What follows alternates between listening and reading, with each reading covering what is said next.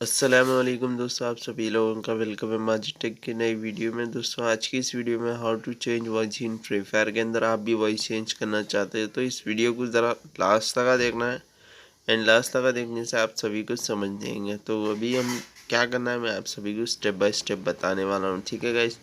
तो गाइस आपको कुछ नहीं करना है, ठीक है।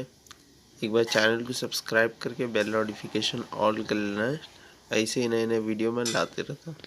तो गाइस यहाँ पर देखो, मैं ऊपर की तरफ स्लाइड कर रहा हूँ तो यहाँ पर वॉइस चेंजिंग का ऑप्शन आ चुका है। यानी यहाँ पर साइड में आपको फिल्टर्स का भी चूज़ करो बोल रहा है। तो मेरी वॉइस यहाँ पर चेंज हो गई है, ठीक है। आप भी इस तरह से वॉइस चेंज कर सकते हैं।